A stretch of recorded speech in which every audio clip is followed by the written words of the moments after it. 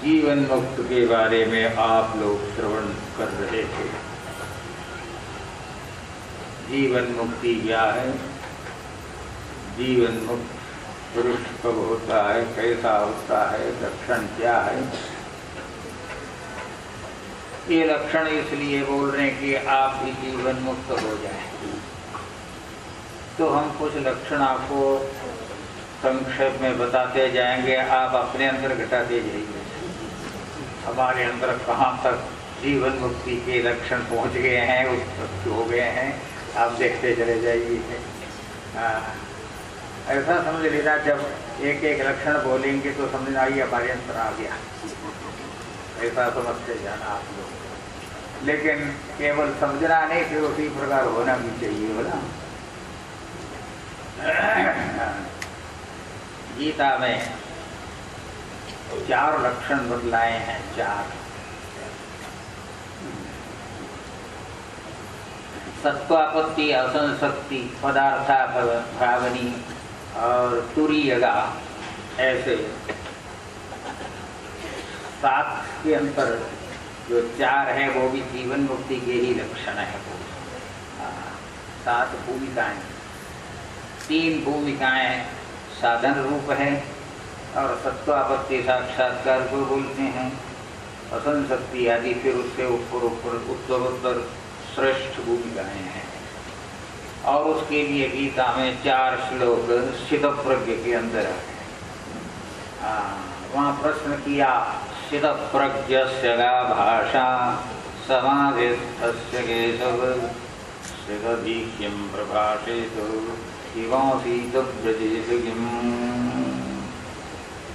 भगवान उत्तर के रूप में बोलते हैं और आप अपने अंदर समझते जाना, मैं ऐसा ऐसा हो गया हूँ या हो रहा हूँ या होऊंगा। तीनों में से कोई भी हो चलेगा काम, लेकिन 3 में से कोई एक हो जाना चाहिए। प्रजहाति यदा कामान् सर्वान् पार्थमनोगतान् आत्मन्येवात्मना तुष्टः स्थितप्रज्ञस्तदुच्यते। सत्वापत्ति साक्षात्कार को बोलते हैं। पहले कुछ साधना कर लेते हैं और उसके बाद में जब ब्रह्म का साक्षात्कार होने लग जाता है, प्राथमिक अवस्था में प्रजहाति यदा कामान, काम की व्याख्या संत पुरुष लोग करते हैं। कम इति वारि मूर्धन्यं जातुषी। कम शब्द का अर्थ सुख होता है, सुख, आनंद, सुख जो भी है। आम कहते हैं कच्चे को, आम ये खाने का आम नहीं, आम बात बोलते हैं, ये आम पड़ गया बोलते हैं, वो आम माने कच्चा। कच्चा जो सुख है उसको बोलते हैं काम। कच्चे सुख का मतलब ये होता है ये इतने जल्दी खत्म हो जाएगा, समाप्त हो जाएगा। जो कच्चा होता है ना, कच्ची लकड़ी जल्दी टूट जाती है, पक्की नहीं टूटती है, कच्ची चीज जल्दी खत्म हो जाती है। तो प्रजहाति यदा कामान, ये जो कच्चे सुख है वो कच्चे सुखों को सबको सर्वान पार्थ, 1-2 की बात नहीं है। कुछ काम अपने अंदर रख ले और कुछ छोड़ दे, ऐसी बात नहीं। इन कामों को जो छोड़ देवे, कच्चे सुखों को जो छोड़ देवे, कच्चे सुखों को धारण करने वाली मन की भावना को जो परित्याग करें, ये हमको मिले। ये सब कच्चे सुख है और क्या है? ये आपको खाने से जो सुख है, पीने से जो सुख है, पुत्र मुख के दर्शन से जो सुख होता है, धन प्राप्ति से जो सुख होगा, सब कच्चा सुख है। कच्चा सुख थोड़े दिन के लिए है और टूटने वाला है। ये सब कोई शाश्वत नहीं होगा, ये हमेशा के लिए नहीं है। जब तक वो विषय है तब तक सुख प्रतीत होगा और उसके बाद में जब वो विषय नहीं रहेगा तो सुख भी खलास हो जाता है। सब कच्चे है, कच्चा सुख है।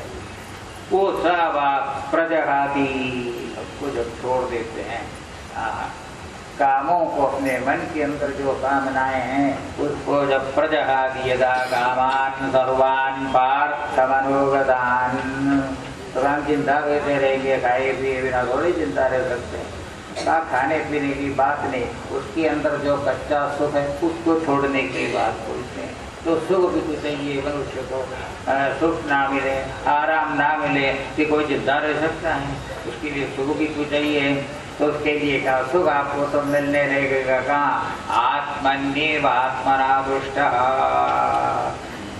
आत्मा में ही अपने आप से जब संतुष्ट होने लग जाते हैं, क्योंकि आत्मा स्वयं आनंद स्वरूप है, वो धीरे धीरे प्रकट होने लग जाता है। और आत्म सुख जब प्राप्त होने लग जाए तब संसार सुख की अभिलाषा छूट जाती है, तो तब उसको स्थित प्रज्ञ बोलते हैं। और यही लक्षण है किसका? अभी आज का जो विषय है जीवन मुक्त का। जीवन मुक्त का लक्षण यह है कि ये कच्चे सुखों को छोड़ दिया है। ये विषय सुख को बोलो ना, सीधी बात है, विषय सुखों को परित्याग कर लिया है, उसमें कोई आसक्ति नहीं है। मिले तो ठीक, नहीं मिले तो कोई बात नहीं है। बहुत से ऐसे मिलेंगे अपने काम में लगे रहते हैं, खाया कि नहीं खाया ये भी जो है पता नहीं है, ऐसी स्थिति में जो रहते हैं उसको जीवन मुक्त बोलते हैं। एक मैं संक्षेप में बोलूँगा, हाँ ज़्यादा विस्तार नहीं करता हूँ, क्योंकि आपको भी अध्यक्षीय भाषण सुनना चाहिए। आज की अध्यक्ष यही है, मैं तो केवल एक बनता हूँ। प्रजहाति यदा कामान, काम का अर्थ इसमें याद रख लेना बोलो। हाँ, उसका पूरा अर्थ करेंगे तो इसका विपरीत अर्थ कर लेते दूसरे, हम तो सीधा अर्थ करते हैं। हाँ, कच्चे सुखों की अभिलाषा को जब परित्याग कर लेते हैं, सुख को छोड़ देते हैं, आवे तो कोई बात नहीं, जाए तो कोई बात नहीं, ऐसी स्थिति जब आ जाए उस स्थिति को बोलते हैं जीवन मुक्ति। वो कब? आत्मन्येव, आत्मा का स्फुरण जब हो तब,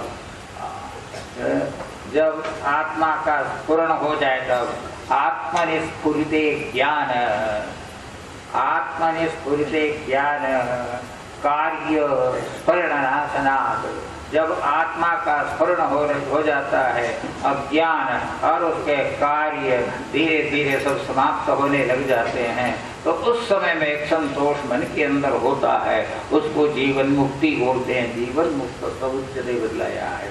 अब दूसरा जो लक्षण उसके बाद के श्लोक में बतलाया,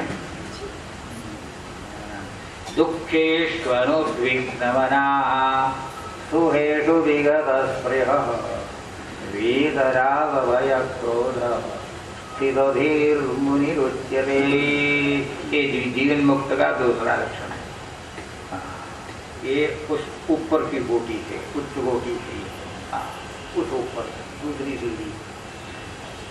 दुःखेषु अनुद्विग्नमनाः, संसार में जब तक आप रहते हैं तब तक दुख भी आएगा, सुख भी आएगा, तो आपको मालूम है। चलते हैं, ठोकर लग गई तो दर्द तो होना ही है, शरीर का स्वभाव है। और कुछ ज़्यादा खा लिया, पेट में दर्द हो गया, वो जो है ना स्वाभाविक बात है। कभी आ गया तो खा लेते हैं, कभी भूल से भी खा लेते हैं। और संतों के भी तो बात ऐसी है, तो उसके लोग आग्रह करके डाल देते हैं, नहीं नहीं बोलने पर भी डाल देते हैं।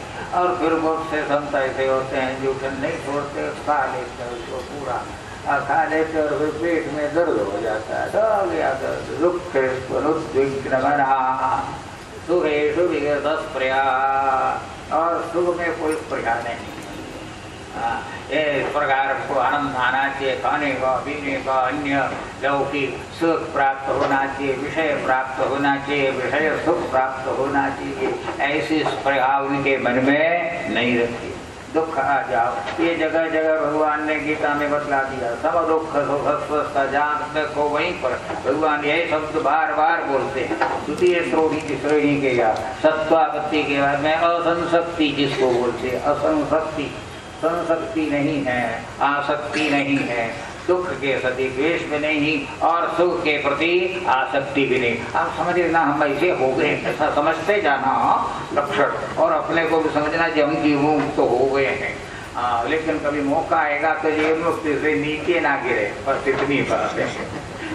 दुःखेष्वनुद्विग्नमनाः सुखेषु विगतस्पृहः वीतरागभयक्रोधः। राग उसको बोलते हैं उसके जिसमें रंग जाए, मन के अंदर वो जाए, सदाकार अपन्न हो जाए, ऐसी स्थिति न हो। वीतराग, और भय नहीं, आगे क्या होगा क्या होगा, ऐसा नहीं हुआ तो फिर क्या होगा, सब डरते रहते हैं। तो अब गवर्नमेंट ने ऐसा कानून बना लिया, अब क्या हो जाएगा, बड़ी मुश्किल हो जाएगी, हो कठिनाई होगी, ये कोई भय नहीं है, क्रोध नहीं है। ये सबकी व्याख्या बहुत लंबी तो आप सुन चुके हैं पहले, क्या नाम, जब चिदप्रज्ञ की व्याख्या हम कर चुके हैं वहाँ पर। लेकिन अभी ये लक्षण के लिए आवश्यक मात्र हम बोल रहे हैं। वीतराग भय क्रोध, ऐसे जो स्थिति है, स्थिति तो सबके लिए आवश्यक है। पहला ज्ञान है ना, वो तो आवश्यक है। श्रवण मनन और निधिध्यासन करने के बाद में जो ज्ञान उत्पन्न होता उसी को बोलते हैं सत्वापत्ति। तो वो स्थिर गुणिरुच्यते वीतरा, ये द्वितीय श्रेणी है। द्वितीय श्रेणी नहीं, द्वितीय मतलब द्वितीय सोपान है ये, तो ऊपर का सोपान है ये। इसको बोलते हैं क्या, सत्वापत्ति और अनुशक्ति है। सत्वापत्ति के बाद में ये असंशक्ति है। असंशक्ति, किसी के साथ आसक्ति नहीं, ऐसी स्थिति हो जाती है। यः सर्वत्रानभिस्नेह तत्तद्प्राप्य शुभाशुभं नाभिनन्दति न द्वेष्टि तस्य प्रज्ञा प्रतिष्ठिता। तीसरा लक्षण, तीसरी कोटि या तीसरा सोपान है ये तो, तीसरा सोपान। और उत्तम कोटि का है वो। उत्तम कोटि का कैसा है,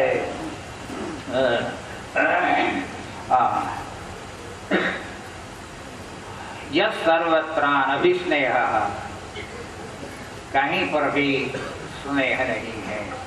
अभिस्नेह, स्नेह मात्र नहीं, अभिस्नेह जो किया, चारों ओर से स्नेह, इसको बोलते हैं स्नेह। माने यहाँ ममता समझ लेना चाहिए। ममता जो है घेर लेती है व्यक्ति को चारों ओर से, ये मेरा करती। तो यह सर्वत्र, सब जगह ये मेरा भाव जो कि घेरने वाली है। अनभिस्नेह हो, कहीं पर अभिस्नेह ना हो। तत्तद प्राप्त शुभाशुभम, और आगे बोलते हैं तत्तद शुभाशुभम प्राप्य नाभिनंदति न द्वेष्टि। शुभ आ जाए तो उसके लिए कोई अभिनंदन नहीं, और दुख आ जाए, खराब वस्तु आ जाए, उसके साथ कोई द्वेष क्यों नहीं करेंगे। देखो क्यों करें, इसके लिए आचार्य ने बोल दिया प्रारब्धम विवरुज्यताम। प्रारब्धवश ये सब आ रहा है, प्रारब्ध के कारण ही ये सब आ रहा है। प्रारब्ध ही समझ लेना कि आ गया, बहुत बड़ी भारी कठिनाई आ गई, प्रारब्ध हमारा है। और कुछ तो भी प्राप्त हो गया तो प्रारब्ध है अपना, उससे कोई मतलब नहीं है। ये आने वाला जाने वाला, उससे कोई मतलब नहीं, प्रारब्ध के ऊपर छोड़ देना चाहिए। ना अभिनंदति न द्वेष्टि तस्य प्रज्ञा प्रतिष्ठिता। ये है कौन सी, सत्वापत्ति, असंशक्ति, और तीसरी क्या बतला दिया, पदार्थाभावनी षष्ठी। पदार्थाभावनी सर्वथा विस्नेह, बस पदार्थाभावनी षष्ठी। षष्ठी भूमिका बहुत ऊंची मानी जाती है। संत लोग बोलते थे ये महात्मा तो छठी भूमिका में विचर रहे हैं, बस सातवीं पोथ नहीं बोलते, छठी में हो गया तो लगभग पूरी हो जाती है। पदार्थाभावनी, पदार्थों की बात, ये अच्छी है ये बुरी है, ये सब कुछ उनको लगेगा नहीं उस समय में। तस्य प्रज्ञा प्रतिष्ठिता, उसकी जो जीवन मुक्ति है वो जीवन मुक्ति की तृतीय सोपान की जीवन मुक्ति है। और पदार्थाभावनी षष्ठी, और सप्तमी तो तुरीयगा। सप्तमी है तुरीय अवस्था में रहते हैं, तुरीय राम जो बोलते हैं, वो तुरीय अवस्था में रहते हैं। तुरीय अवस्था जागृत स्वप्न सुषुप्ति से आगे एक तुरीय अवस्था होती है। उस तुरीय अवस्था में स्थित जब हो जाए उस समय में कुछ देखते नहीं। काशी में बड़े बड़े संत पुरुषों का नाम हम सुनते आए हैं। वहाँ पर एक कहते हैं तैलंग स्वामी थे, तैलंग स्वामी उनका बोलते थे। तैलंग तो तेलुगु देश वाले को बोलते हैं, लेकिन उनको तैलंग बोलना शुरू कर दिया था। उनका नाम दाम के देखो मालूम नहीं। वो गंगा किनारे बैठे रहते थे और कुछ नहीं, कोई दिया नहीं दिया, कोई ध्यान नहीं उनका। किसी ने जाके मुंह में डाल दिया तो प्रारब्ध से वो अपने अंदर कर लेते थे, जीवित रहते थे और उनको साक्षात विश्वनाथ मानने लगे थे। साक्षात विश्वनाथ गंगा किनारे। तो भक्त लोग ऐसे हैं ना, विश्वनाथ एक भक्त जो है ना उनको जाके चावल चढ़ाना शुरू कर दिया, और दूसरा जो है फूल चढ़ाना शुरू कर दिया। विश्वनाथ समझने लगे थे उनको, और फिर धीरे धीरे विश्वनाथ के ऊपर जिस प्रकार पूजा करते थे वैसी पूजा करने लगे। विश्वनाथ के ऊपर पूजा कैसे करते मालूम है? वो अगर भीड़ अगर होगी तो पैसा उनके ऊपर फेंक देते भगवान शंकर जी के ऊपर। हाँ, तो शिवलिंग के ऊपर पैसा फेंक दो तो कोई बात नहीं है। अब ये संत के माथे पर भी फेंकना शुरू कर दिया इतने जोर से, और भक्त को ये विचार नहीं है कि ये संत, ये शरीर है, ये सब कुछ नहीं, साक्षात विश्वनाथ भगवान है। लेकिन वो बैठे रहते थे। श्रीलंका स्वामी की बात आती है, वो इस प्रकार बैठे रहते थे, लोग पूजा करने लगे और धीरे धीरे जो पानी भी चढ़ाना शुरू कर दिया। और ठंडी के दिन जानते हो वहाँ पर कितनी ठंडी पड़ती है, काशी में इतनी ठंडी पड़ती है, हरिद्वार आदियों में भी ठंडी पड़ती है, बम्बई में तो नहीं होती है, बड़ी ठंडी। और ठंडी में वो गंगा जी का ठंडा पानी ला करके माथे में डालना शुरू कर दिया। लेकिन वो संत बैठे ही रहते थे, उनको कोई बात नहीं, सूर्य जगह में वो बैठे रहते थे। आखिर वहाँ पर चारों ओर से वाड़ लगाना पड़ा, इस प्रकार लोग लगे तो वाड़ लगाने पर दूर से फेंका करते थे उनके ऊपर, पैसा फेंके माथे पर और फूट जाए और खून निकल जाए, लेकिन वो कुछ नहीं बोलते थे। दक्षिण में एक और संत हो गए थे, कहते हैं परम शिवेंद्रम वंदे गुरु अखिल तंत्र जीवादुम, ऐसा बतलाया उनको। परम शिवेंद्र नाम के सदाशिवेंद्र सरस्वती के परम गुरु थे वो। तो कहते हैं मुसलमानों का समय था, वो चल रहे थे तो आक्रमण उनके ऊपर कर लिया, दोनों हाथ काट दिया, बोलते दोनों हाथ ही काट दिया उन्होंने। लेकिन उनको कोई पता नहीं, आगे चलते चले जा रहे थे। और जब दूर पहुंच गए तब लोगों को बाल बुढ़ाइए क्या हो गया, जोरों का हाथ काट दिए इनकी। दौड़ दौड़ करके गए और रास्ते में दोनों हाथ उसके मिल गए और उसको लाकर भक्तों ने जो है उसको लगा दिया, मतलब हम पुट्टी उट्टी कर लिया, ये सब कर लिया। लेकिन कट गया तो भी कोई बात नहीं, और नहीं कट और जोड़ दिया तो भी कोई बात नहीं। लेकिन भगवान की कृपा होती हो, पूर्ववत हो गया। उनकी तपस्या शक्ति का परिणाम है, या और जो भी कुछ हो, या करामात हो, ये वहाँ की कथा प्रसिद्ध है। इनकी हाथ उसी प्रकार फिर वापिस हो गए। ऐसे परम शिवेंद्र सरस्वती नाम के बड़े भारी महात्मा हो गए थे। ये है तुरीयगा, उसको अपने में नहीं सोच लेना। हाँ, वहाँ तक आप नहीं पहुँचे, हमको भी मालूम है, हम भी ऐसे हो गए हैं, और बाकी सब तो हो सकता है। तो ये जीवन मुक्ति का लक्षण है, जीवित अवस्था में ही।